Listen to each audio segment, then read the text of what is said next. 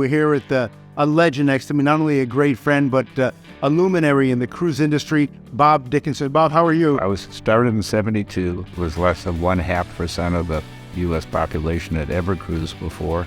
But you took Carnival from this small cruise line with 1 or 2 or 3 ships at the time I joined to this mammoth company. You built cruising and you created the awareness of cruising. Compared to land-based vacations and resorts, the cruise line sources their staff and their crew internationally. What does that mean for the consumer? So now, since the pandemic, you go anywhere in the United States, and all the retailers, the hotels, resorts, restaurants are all complaining there's a labor shortage. Sure. And they're only developing, they're sourcing their labor from the local market, right? You're not flying anybody into a restaurant in Miami Beach from, Arizona or whatever, and the immigration laws now are prohibitive, so you have to source a local market. Sure. We have the whole world, nowhere else, but we have the whole world, and we can source the best of the best. And many guests who have never taken a cruise, or many consumers who have never taken a cruise, now there are many more shorter cruises than there were before, 3 and 4 day cruises, so it's very easy to sample it, where before maybe they don't have a commitment of 7 days available. The shorter cruises are becoming more prevalent. Yeah, if they don't have the time, certainly shorter cruise. Sure. But for somebody that's only taking a week vacation, if you only give them a 3-day cruise, it's like one potato chip. Right. There's one other point that you should understand about sourcing and having full ships with great labor on board.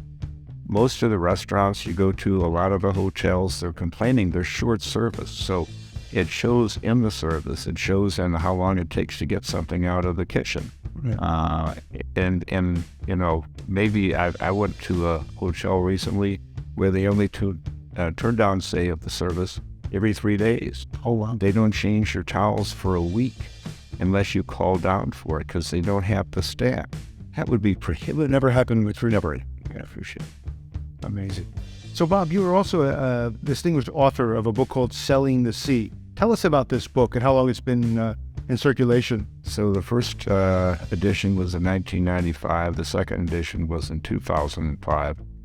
And the reason we did the second edition, besides the overwhelming popularity of the book, was that so much had changed in the cruise industry in just those 10 years.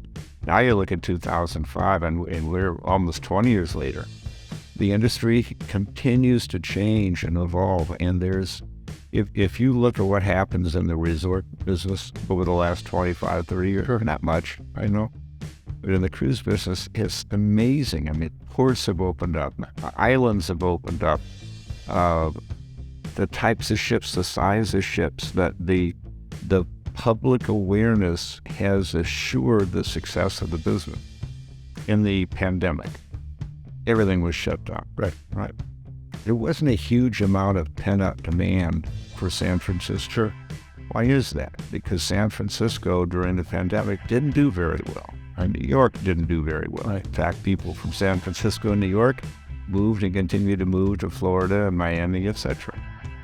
But when the cruises opened up, there was an enormous amount of pent-up demand. Those ships are full now. They're going to be full for years to come.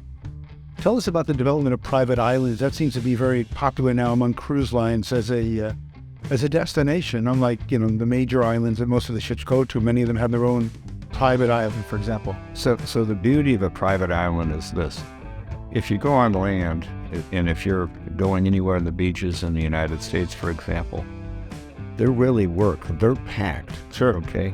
You're lucky if you can see the water. I mean, it's tight.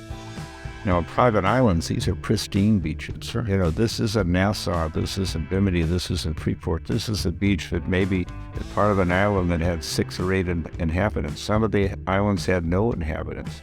We brought people from other islands. We've created an economy for them, housing for them, lifestyle and income for them.